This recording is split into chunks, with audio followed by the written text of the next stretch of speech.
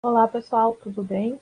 Meu nome é Fabiola Cassiatori, eu sou pós-doc do Laboratório de Microbiologia de Alimentos aqui do ICTA URGS e hoje, a convite da professora Patrícia Malheiros, eu vim trazer para vocês a aula Parasitas causadores de infecções alimentares. Os parasitas, então, são animais eucariotos pluricelulares, são seres muito maiores que as bactérias, e uma característica bem importante é que esses organismos eles não se multiplicam em alimentos. Diferentemente de fungos, bactérias, que a gente está acostumada a ser micro-organismos que crescem em alimentos, os parasitas, então, eles não se multiplicam em alimentos. E eles geralmente são eliminados por temperaturas superiores a 60 graus. Então, um alimento que é bem cozido, né, que atinge uma temperatura de no mínimo 70 graus para ele ser considerado um alimento bem cozido, ele geralmente não vai conter parasitas. A detecção, então, dos parasitas, ela se realiza por visualização. Né? O técnico, quando está fazendo a análise do exame para verificar se a pessoa tem parasita, então essa análise é feita por visualização direta. E esses animais geralmente necessitam de mais de um hospedeiro para manter seu ciclo de vida. Começamos então com a Giardia lamblia. Ela é encontrada em águas e esgotos e ela pode ser encontrada de duas formas. A forma ativa, que se chama trofozoito, que ela se alimenta e se reproduz, né? E também a outra forma que a gente pode encontrar da Giardia lamblia é na forma de cisto, que ela é uma forma de resistência. Quando ela está num ambiente que não é adequado para seu desenvolvimento, então esse organismo ele se enquista, né? Ele se transforma num cisto, que é como se fosse uma sementinha, e esse cisto, então, ele vai ter uma forma de resistência contra ambientes perigosos para esse organismo. Os cistos, eles vão se transformar nas formas ativas, nas trofozoítas, devido à acidez estomacal e também às proteases que tem no nosso sistema digestivo, causando então a doença chamada giardíase clínica. Essa doença promove a invasão dos tecidos, mas ela é uma doença branda quando comparada a outros parasitas. Os cistos, eles podem sobreviver em água clorada até 2 meses. Podem causar surtos em águas de abastecimento das cidades. Muitas vezes a gente ouve notícias que diversas pessoas numa mesma cidade estão acometidas por uma doença de origem alimentar. Muitas vezes essa doença é causada pelo parasita que vai estar nas caixas d'água que abastecem a cidade.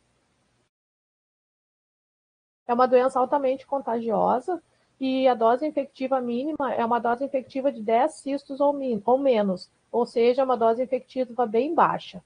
Esse organismo, então, ele passa por um período de incubação de 3 a 7 dias e a duração da doença pode ser de alguns meses até um ano, porque os sintomas demoram, porque esse parasita ele vai causando mudanças graduais no intestino.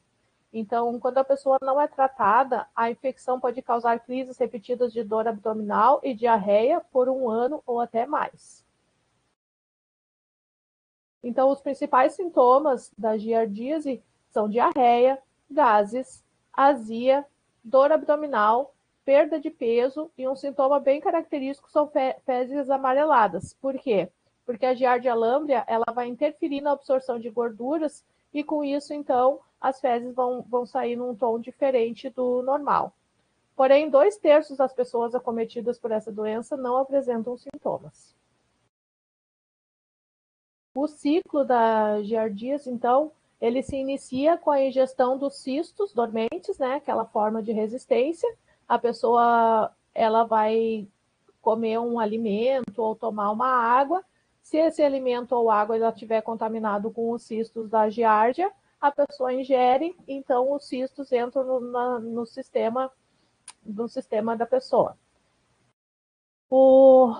Já dentro do sistema digestivo, o trofozoito ele vai emergir do cisto para um estágio ativo, ou seja, a gente vai ingerir o cisto e quando ela entra no sistema digestivo, então esse cisto se transforma na forma ativa. Ele estando na forma ativa, ele vai se reproduzir, né? E a reprodução ela acontece então no intestino. Nem todas as pessoas vão apresentar os sintomas, e após passar pelo intestino, ocorre o enquistamento, que é a transformação, então, das formas ativas para a forma de cisto, que é a forma de resistência, e são eliminados pelas fezes, então, cistos, que são a forma de resistência, e trofozoítos, que são as formas ativas. Só que daí, quando esses cistos e trofozoítos chegam no ambiente, somente os cistos eles vão sobreviver, né? Somente os cistos vão conseguir sobreviver fora do hospedeiro e eles vão contaminar novamente a água. E a água pode ser usada para regar plantações e com isso o ciclo recomeça. A principal prevenção, então, de giardíase é utilizar somente água tratada, praticar sempre lavagem de mãos e lavagem e cocção adequada dos alimentos. No caso de frutas e vegetais que se consomem crus, né, não vai ter essa etapa da cocção, então é muito importante que seja feita a lavagem e desinfecção desses alimentos. Como a maioria das doenças alimentares, as crianças são mais suscetíveis do que os adultos, sendo a Giardia lamblia a responsável pela maioria das diarreias. É um organismo que provoca alta prevalência em creches, 40% a 60% das doenças alimentares que acontecem em creches são por causa da Giardia, e no Brasil tem a prevalência de 4% a 30%. O diagnóstico, então, é feito através de exame de fezes em esfregaços. Em alguns casos, é necessário fazer uma biópsia do intestino. E o tratamento, então, é com quinacrina, metronidazol e tinidazol, mais repouso e hidratação. Repouso e hidratação são sempre indicados quando a pessoa está acometida por uma doença de origem alimentar, que provoca enjoos, diarreia, vômito. É sempre importante que a pessoa faça repouso e hidratação para que o organismo possa se recuperar. O próximo parasita que nós vamos falar é o Cryptosporidium parvum. Ele é um patógeno de mais de 40 mamíferos, dentre eles o homem. Provoca uma doença semelhante à da Giardia lamblia. Na verdade, quase todos os parasitas provocam os mesmos tipos de sintomas. A contaminação também é através da água, alimentos ou objetos contaminados em contato com a boca. O ciclo, então, deste organismo se inicia, então, com a ingestão do oocisto. O oocisto é a forma de resistência.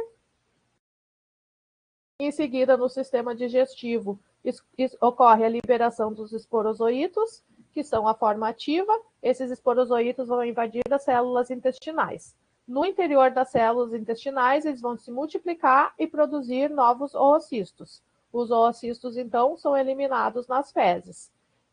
Esses oocistos presentes nas fezes, eles vão novamente contaminar a água. E essa água contaminada, quando é ingerida pela pessoa, ou quando a pessoa se banha nessa água, através da mucosa, boca, nariz e outras mucosas presentes no corpo, essa água, então, ela entra no corpo humano, causando, então, novamente o início de um novo ciclo.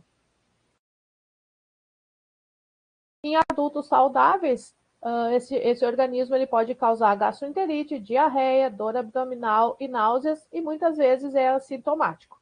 Porém, quando as pessoas são imunodeprimidas, pode causar, então, diarreia aquosa abundante, que é um sintoma bastante semelhante à cólera, né? Uma diarreia bastante abundante e líquida, e pode ser mortal para essas pessoas imunodeprimidas acometidas por essa doença. Período de incubação, então, de 9 a 23 dias. A duração do ciclo da doença, que se chama criptosporidiose, é de 20 a 30 dias, dependendo do estado do paciente. Prevenção, então, tratamento de água, cocção acima de 60 graus ou congelamento abaixo de menos 20 graus. Como tratamento, então, drogas antifúngicas como fluconazol, anfotericina e aminoglicosídeos.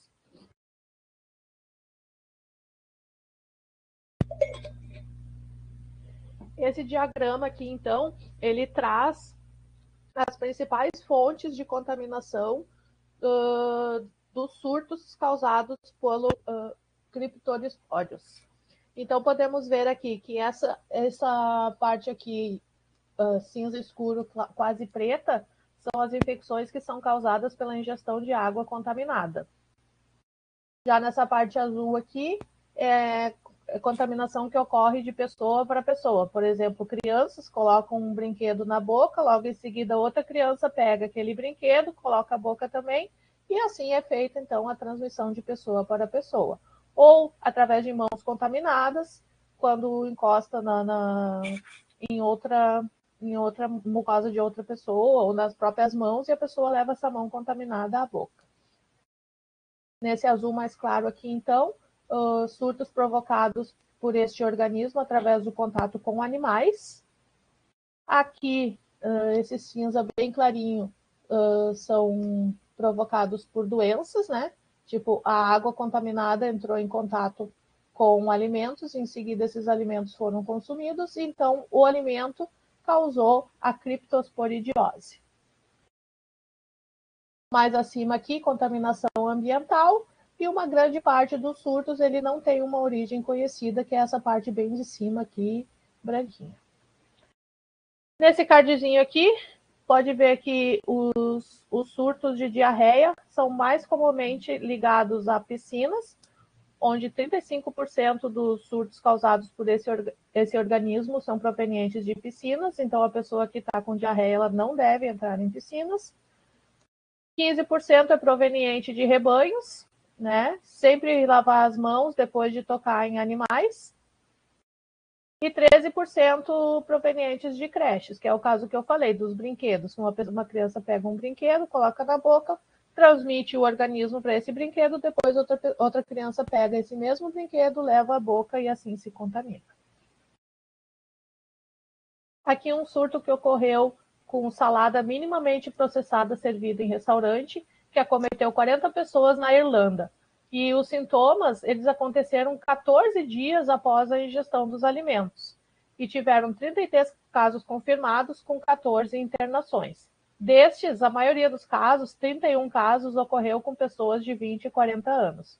Possivelmente, devido à idade das pessoas, não ocorreu nenhum caso de morte. Porém, se esse caso tivesse acontecido num hospital ou num asilo, poderia ter tido consequências bem piores. Os próximos organismos, então, que nós vamos estudar são a Taenia solium e a Taenia saginata. Elas são dois organismos bem parecidos, com a diferença básica que a Taenia solium ela é encontrada em suínos, enquanto a Taenia saginata é encontrada em bovinos, e elas possuem algumas diferenças nas suas cabeças. Então, a teníase ou cisticercose é uma síndrome causada pela Taenia solium, como eu falei, proveniente de suínos, e Taenia saginata, proveniente de gado, onde esses animais, suíno e gado, são o hospedeiro intermediário, sendo o homem, então, o hospedeiro definitivo. Esses parasitas não têm sistema digestivo, nem vascular ou respiratório, então eles dependem dos hospedeiros para sobreviver.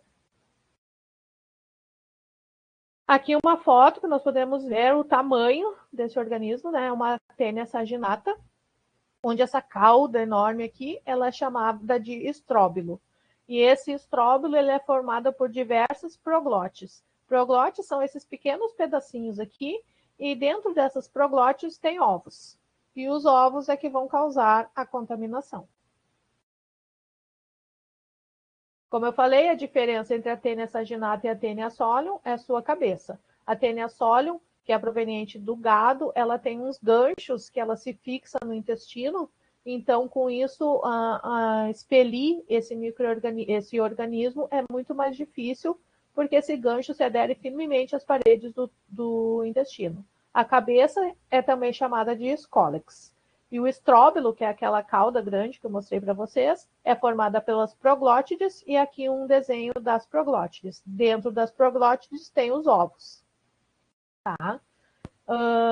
A Taenia, então, ela pode ter até 2.000 proglótides, viver até 25 anos e atingir até 6 metros dentro do intestino.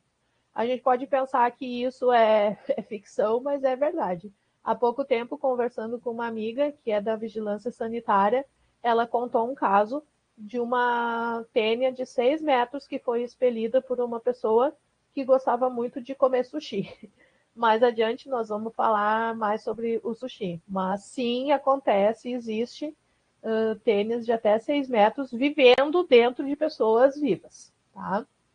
Diariamente, então, essa tênia ela vai desprender 6 a 8 proglótides, sendo que cada um dos proglótides tem cerca de 80 mil ovos. Então, por aqui a gente pode ter uma ideia da quantidade de ovos, né, que uma pessoa que está contaminada ela vai expelir para o ambiente.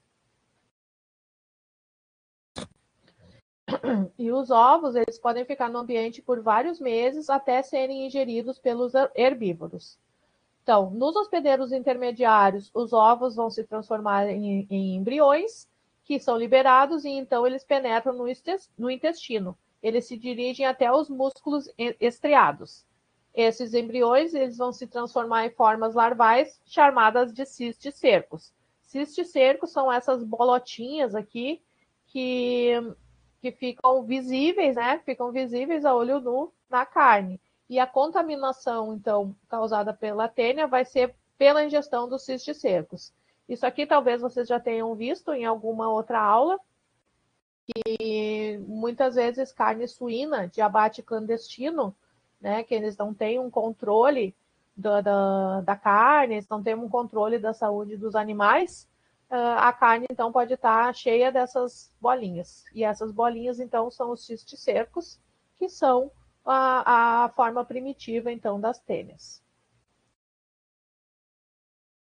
A doença causada pela Taenia solium, que é proveniente do suíno, e da Taenia saginata, proveniente do bovino, são bastante parecidas. Porém, nesse caso, o homem pode ser também um hospedeiro intermediário, infectando outros homens. Tá?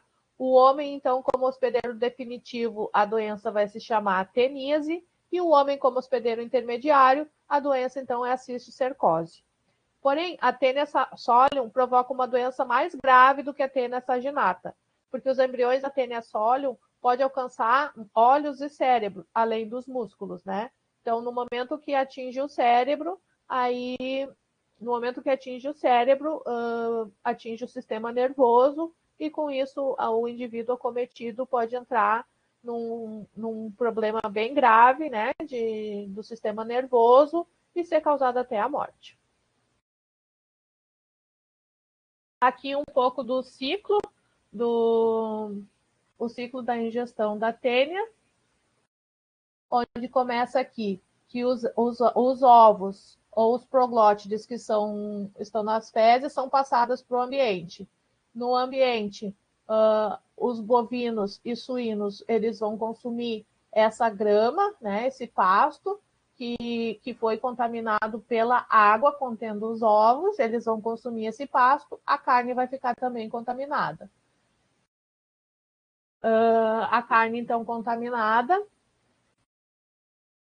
vai ser desenvolvido o cisticerco no seu músculo. Quando o humano comer essa carne contaminada, no sistema digestivo, os ovos vão se transformar na forma ativa e dentro do intestino, então, a tênia vai se fixar na parede do intestino e vai se desenvolver, podendo, então, ficar até 6 metros. Também, nesse tipo de doença, a maioria dos casos é assintomático, e quando existem sintomas, eles são fraqueza, cansaço, estômago e intestino dilatados. O diagnóstico vai ser a presença de ovos ou proglótides nas fezes e também cisticerco calcificados em biópsia dos músculos. O tratamento é uma dose oral única de niclosamida ou praziquantel. A prevenção, então, se dá através da evitação da transmissão de um hospedeiro a outro, sempre olhar a carne para verificar se tem os cisticercos, né, aquelas bolinhas. Essa carne ela deve ser sempre cozida acima de 60 graus ou então congelada abaixo de menos 10 graus por 10 a 15 dias. Essas medidas, então, elas vão eliminar os cisticercos, que aí, então, vai finalizar o ciclo aqui mesmo na forma de cisticerco. Não vai ter um ciclo de contaminação, porque já se eliminou na raiz a doença. Agora nós vamos falar um pouco sobre a tênia do peixe, que é um organismo chamado de Philobothrium latum, que ele é muito envolvido com sushi. Nessa foto aqui, nós podemos ver uma larva encontrada no salmão, né? O formato é diferente do cisticerco, é em formato de larva, mas também é encontrado no músculo do animal que vai ser usado como alimento. A doença, então, ela é causada devido à ingestão de peixe mal cozido ou cru. O hospedeiro intermediário são os peixes de água doce e também o salmão, e sendo o hospedeiro definitivo o homem e outros mamíferos, através da ingestão desses peixes contaminados. Como que ocorre, então, a difilobotríase? Os hospedeiros definitivos, né, o homem e outros mamíferos grandes, eles vão ingerir peixes frescos contaminados pela larva, e então essa larva vai se ligar à mucosa intestinal. Em 3 a 4 semanas, as formas adultas se desenvolvem, contendo até 4.000 proglótides que contêm ovos. Vocês lembram?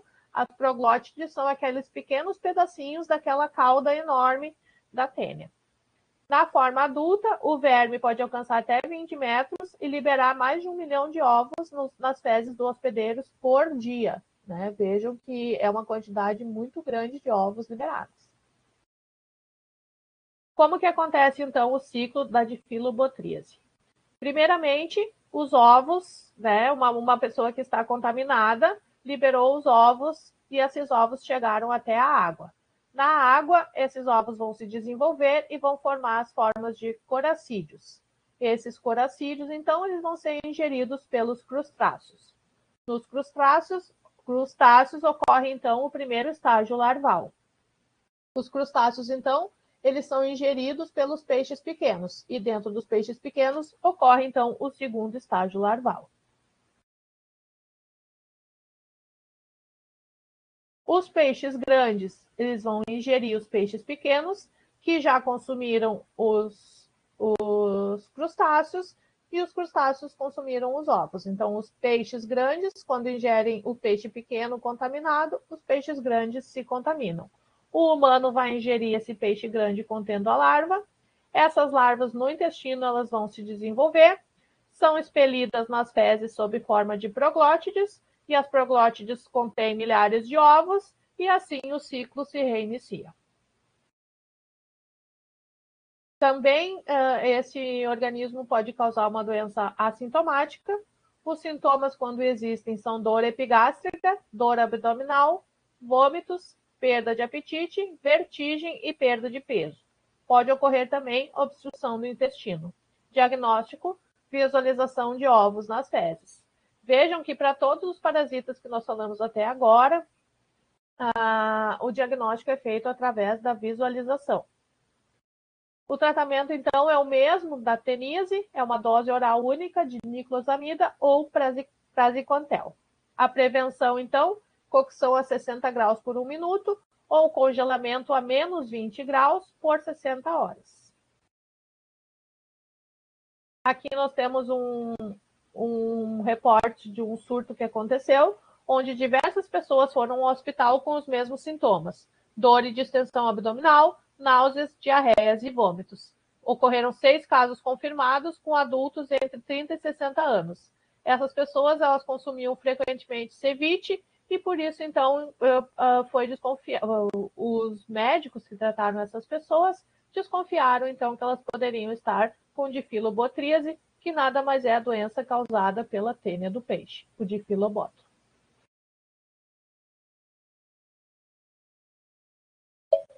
Então, o Brasil, como grande consumidor de sushi, uma das nossas grandes preocupações é a contaminação através do sushi, principalmente de salmão. Tá? A medida de controle necessária para eliminar o Diphyllobothrium é congelamento e conservação a 20 graus durante 7 dias, ou congelamento a menos 35 graus e armazenamento nessa temperatura a 15 horas é suficiente para matar os parasitas. Mas o congelamento ele vai provocar mudanças organolépticas e o brasileiro não gosta de sushi produzido com peixe congelado. Então, o que acontece? Os restaurantes continuam comprando peixes que não são congelados e, com isso, expondo as pessoas a essa doença de filobotríase. Seguindo, então, com os nossos parasitas, o próximo é a entamoeba histolítica. Ela é um parasita unicelular que infecta humanos e primatas. O nome da doença causada por esse organismo é amebíase, e o período de incubação pode durar poucos dias até anos, com uma média de 2 a 4 semanas. O modo de transmissão é a ingestão de alimentos ou água contaminada com matéria fecal, contaminados então com os cistos da entamoeba. Os principais alimentos são os vegetais cultivados junto ao solo. Aqui nós podemos ver repolho, alface, tomate, que são alimentos cultivados bem junto ao solo, e com isso, então, eles estão mais expostos a este micro-organismo. O ciclo, então, ocorre com a ingestão dos cistos, através dos alimentos ou da água. O cisto vai amadurecer no intestino, virando trofozoito. O trofozoito vai invadir a mucosa intestinal e pode ser levado para outros órgãos. Depois acontece o encistamento, né, a transformação da forma ativa numa forma de resistência, na forma de cisto. Isso se chama encistamento.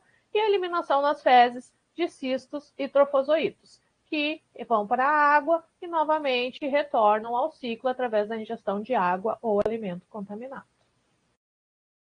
Os sintomas, então, são diarreia branda ou intensa, inclusive com sangue, cólicas, febre e emagrecimento. Esse micro-organismo, então, ele provoca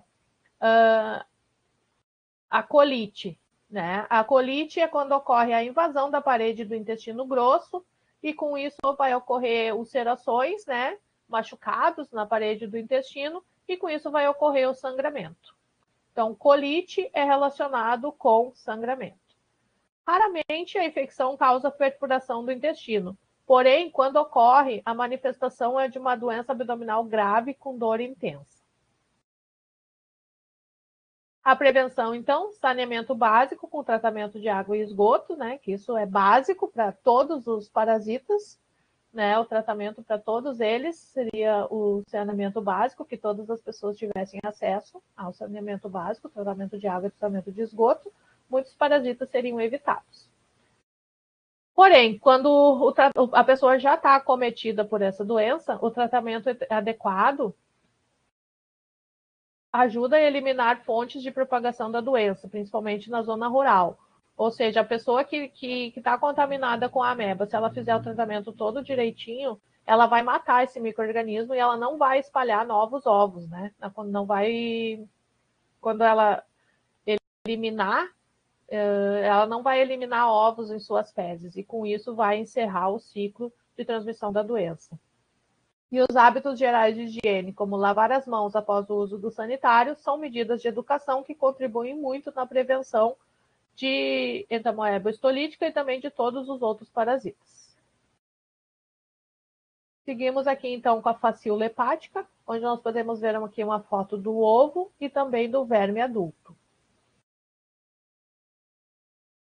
Facíola hepática é um euminto trematóide causador da fasciolose, uma zoonose pouco comum no homem.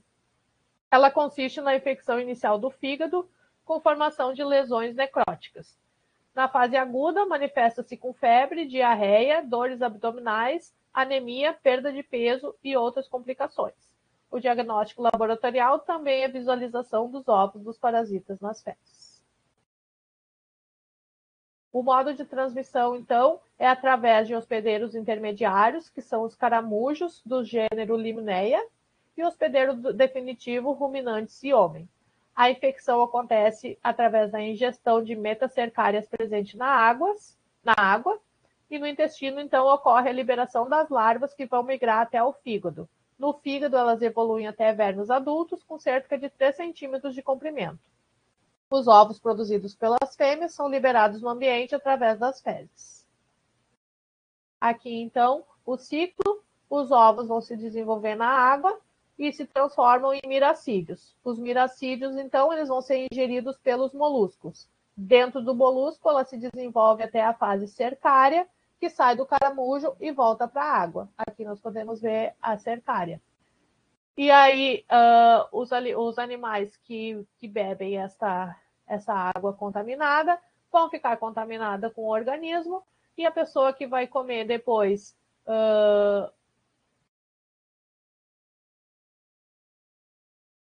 depois que vai comer vegetais ou carne que foram contaminados com essa água, vai iniciar um novo ciclo de desenvolvimento desse parasita no seu intestino, e quando esses ovos forem liberados nas suas fezes, o ciclo reinicia.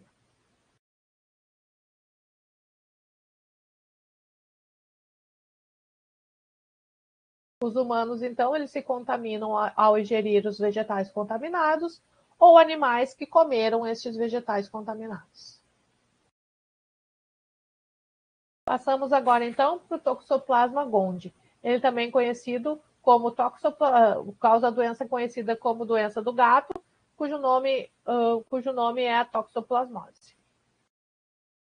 Ele é um protozoário causador da toxoplasmose, que é uma parasitose muito comum e causadora de grave morbidade em fetos e pacientes imunodeprimidos. Os sintomas, então, a infecção aguda, quando acontece em adultos, são febres, mialgias, né, que são muitas dores, cefaleia, podendo regredir ou evoluir para infecção ocular, pulmonar, cardíaca e cerebral. Já no feto, a toxoplasmose congênita, ela passa via placenta, através da mãe, e se manifesta por calcificações cerebrais, retardo cerebral, microcefalia, hidrocefalia e cegueira nos bebês, né? Então, é uma doença bastante incapacitante, bastante grave para os bebês que estão em geração. A transmissão ocorre, então, através da ingestão dos cistos que estão presentes nas fezes dos animais contaminados, principalmente os gatos, onde os gatos são os hospedeiros primários. Então, é muito importante que, após limpar as caixas de areia dos gatos, ou que passa a mão nesses gatinhos, né? Porque a gente sabe que eles entram na caixa de areia, né? E eles mesmos podem contaminar suas patas e suas outras partes do corpo. Se eles estiverem contaminados, eles contaminam as patinhas e passam para as outras partes do corpo. Então, mulheres gestantes devem ter muito cuidado na hora de limpar as caixas de areia. Se for muito importante que outra pessoa não possa fazer esse serviço, terminou de limpar, vai lavar bem as mãos. Também outra maneira de transmissão do Toxoplasma gondii é através da ingestão de carne crua ou mal passada de animais infectados, principalmente carne de porco, cordeiro, gado e aves. Outra forma de transmissão, então, transmissão intrauterina da gestante contaminada para o feto. A prevenção, evitar a ingestão de carnes cruas ou mal cozidas, lavar e sanitizar bem vegetais e frutas, cuidados com animais domésticos, né? Evitar contato com fezes de gatos e também controle de roedores, porque roedores eles vão ter contatos com esses organismos nas fezes dos gatos e vão espalhar para o restante da casa. Somente 1% dos gatos são portadores desse organismo, que eles contraem ao caçar roedores e pássaros. O risco de transmissão de gatos para gestantes é muito baixo, principalmente através das fezes. Portanto, então, muito importante lavar muito bem as mãos após ter contato com a caixa de areia desses gatinhos. O ciclo acontece, então, com os ovos eliminados através das fezes dos gatos. Outros animais, eles vão ingerir os ovos que vão estar presentes no ambiente, né? O gato defecou na água, na grama, e os outros animais têm contato com esses ovos. Quando esses ovos entram no sistema de carneiros, de roedores e de suínos, os ovos rapidamente se transformam em cistos nos tecidos musculares e nervosos. Os humanos, então, vão se contaminar se eles ingerirem a água contaminada, os vegetais contendo ovos, ou ainda as carnes mal cozidas desses animais que tiveram contato com os vegetais contaminados. E também outra forma de contaminação, ter contato com as fezes dos gatos, né? Ficar com a mão contendo algum desses ovos e levar à boca. Nesse caso, ocorre a transmissão através das fezes do gato. O próximo organismo que nós vamos falar é o Ascaris lumbricoides. Causa doença chamada ascaridíase, O Ascaris lumbricoides é um verme nemateuminto, vulgarmente denominado lombriga. O macho adulto pode atingir entre 15 a 25 centímetros e a fêmea entre 20 e 40 centímetros. Aqui nessa foto nós podemos ver, né, que a fêmea é um pouco maior que o macho. O ciclo evolutivo, então, os ovos ingeridos eles vão liberar larvas que vão romper a parede intestinal, cair na circulação, atingindo o fígado, coração e pulmões. Dos pulmões, as larvas passam para as vias respiratórias, os brônquios, traqueia e laringe, e depois para o tubo digestivo. No tubo digestivo, evoluem para as formas adultas, que se reproduzem, reiniciando o ciclo. O único hospedeiro, então, do Ascaris lumbricoides é o homem, e a transmissão dessa verminose se dá por ingestão dos ovos, através de mãos sujas de terra com fezes e por alimentos com água ou água contaminados. As crianças são o grupo mais atingido por esse verme. Então, o ciclo nós podemos ver que as fezes vão contaminar os vegetais e os ovos eliminados eles contêm embriões de Ascaris. Dentro do ovo, o embrião se transforma em larva. A larva passa por 2 estágios de amadurecimento, contaminando a água, vegetais e solo. E quando o humano ingere água contaminada ou vegetais contaminados, se contamina e o ciclo reinicia quando ele elimina pelas fezes novos ovos deste parasita. Os sintomas, então, quando atinge o pulmão, os principais sintomas são dificuldade respiratória, tosse seca, febre e irritação. Na fase digestiva, ocorrem desde flatulência, dor abdominal, cólica, digestão difícil, náusea, vômito, diarreia e também a presença visual de vermes nas fezes. Podem ocorrer, então, complicações como a pneumonia, abscesso hepático e choque anafilático. Nas parasitoses mais graves em crianças, pode ocorrer a oclusão intestinal e até a morte. Então, como prevenção, temos os hábitos de higiene, lavar sempre as mãos, lavar sempre os vegetais, utilização de água potável, preparação segura de alimentos, higienização e cocção adequados. E assim, então, encerro a aula. Agradeço pela atenção. Deixo aqui meu e-mail. Se vocês tiverem alguma dúvida, quiserem fazer alguma pergunta, estou à disposição. Muito obrigada.